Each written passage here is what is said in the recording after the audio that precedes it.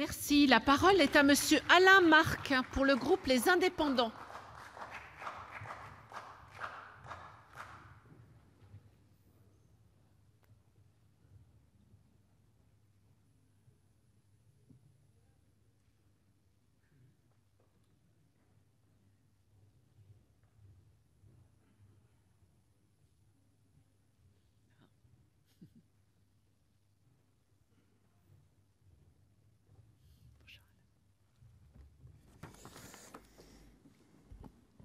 Madame la présidente, monsieur le secrétaire d'État chargé des relations avec le Parlement, monsieur le rapporteur, monsieur le président de la commission des lois, mes chers collègues, la présence des députés et des sénateurs au sein des organismes extraparlementaires est une tradition républicaine qui remonte au XIXe siècle, avec la création de la commission de surveillance de la Caisse des dépôts et consignations en 1816.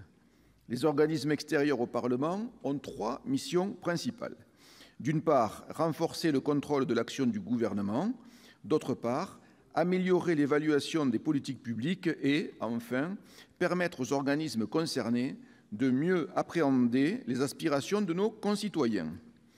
Le nombre d'organismes extérieurs au Parlement a connu une croissance exponentielle depuis les débuts de la Ve République, passant de 17 en 1958 à 202 aujourd'hui. Les organismes extraparlementaires sont désormais tellement divers qu'il est quasiment impossible d'en établir une typologie cohérente. Depuis 2015, le Sénat mène une réflexion sur ces organismes extraparlementaires. Cette réflexion répond à un double objectif: recentrer l'activité des parlementaires sur les travaux de leur assemblée et mettre fin à des pratiques attentatoires au principe constitutionnel de séparation des pouvoirs. Aujourd'hui, pour 40% des organismes concernés, la présence de parlementaires a été prévue par un texte réglementaire et non par la loi. Cette réflexion engagée par le Sénat a abouti à l'adoption de l'article 13 de la loi organique pour la confiance dans la vie politique du 15 septembre 2017, qui fixe un principe à la fois clair et respectueux de la séparation des pouvoirs. À compter du 1er juillet 2018, seule une loi peut prévoir la présence d'un député ou d'un sénateur dans un organisme extraparlementaire. C'est dans ce contexte qu'une proposition de loi conjointe des présidents des deux chambres du Parlement a été déposée, poursuivant trois objectifs: rationaliser les procédures de nomination des députés et des sénateurs dans les organismes extraparlementaires, garantir leur présence dans les structures où elle apparaît justifiée et la supprimer lorsque cette justification a cessé. La Commission a poursuivi la logique de rationalisation de la proposition de loi.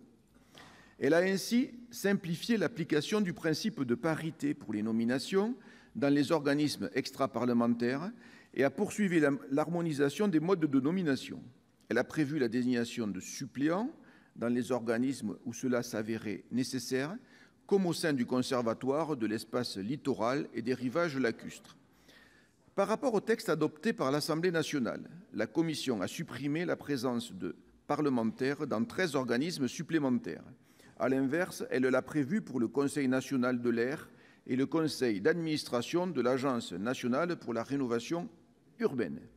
Au total, la présence de parlementaires serait maintenue au sein de 164 organismes extraparlementaires, soit une baisse de près de 19% par rapport à aujourd'hui.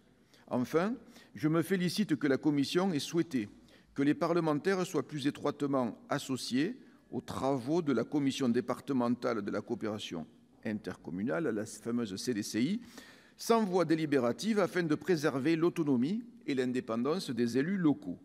Monsieur le secrétaire d'État, mes chers collègues, des mesures de simplification des règles de nomination et des garanties en termes de parité et de pluralisme ont été apportées.